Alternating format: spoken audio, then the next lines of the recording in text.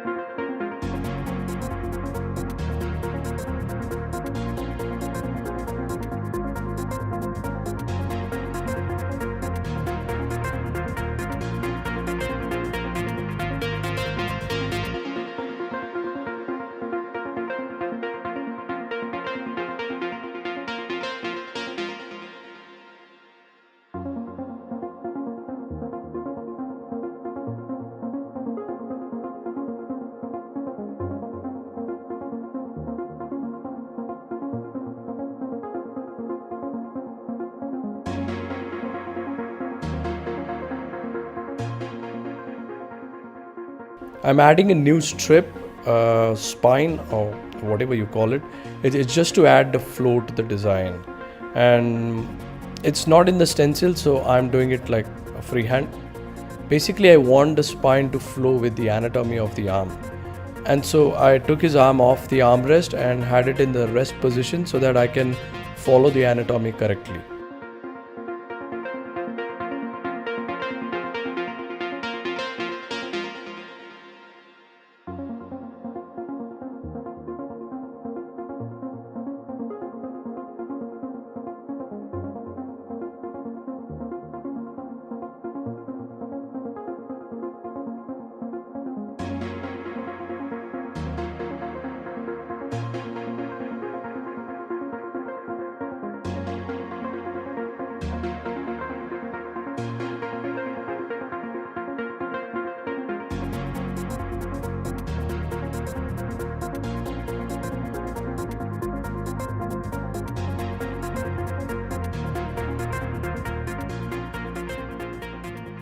I would like to again emphasize on stretching of skin. Take a close look at it. It's a 3-point stretch. I'm using a thumb and a forefinger to stretch it vertically, while using the middle finger to stretch it in the other direction. This elbow area has a lot of loose skin, while the surface underneath is uneven. So dragging the skin in the right direction while stretching it correctly so that the punch of the needle is adequate enough to pack the color is really important. I'm also careful about the overstretching of the skin, which may cause damage to the skin. See now, I'm dragging the skin upward where I can find much better muscle and a flat surface while stretching the skin with only 2 fingers, as this much stretch is enough.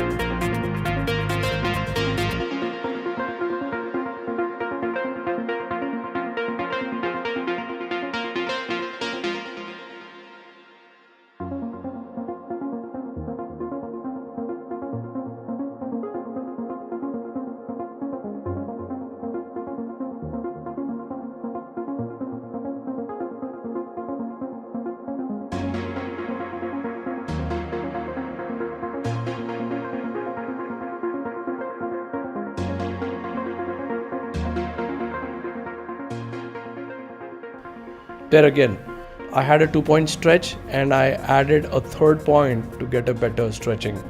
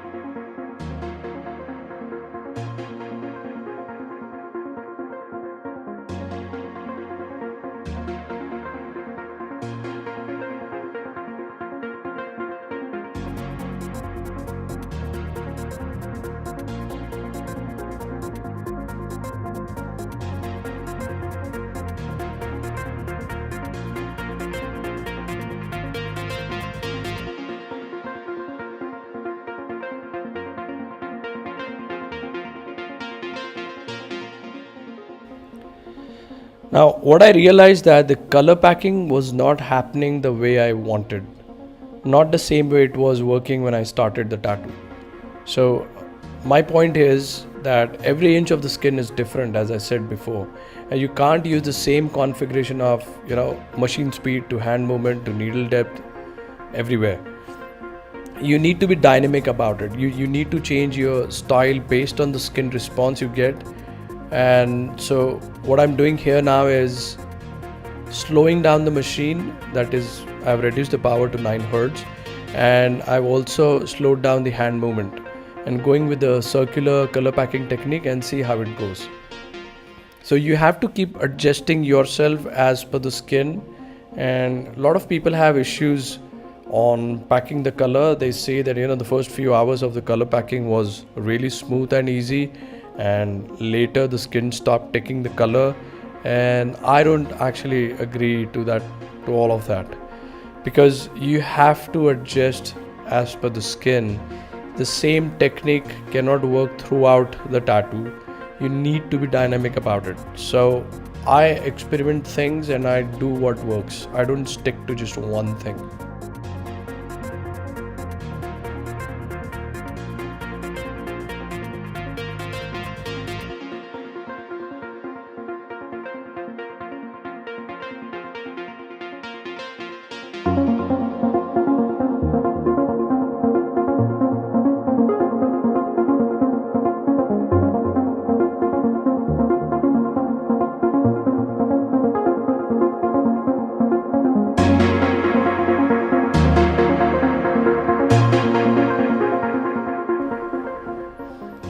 Now you see I'm going fast and trying things out, and it didn't work out as expected.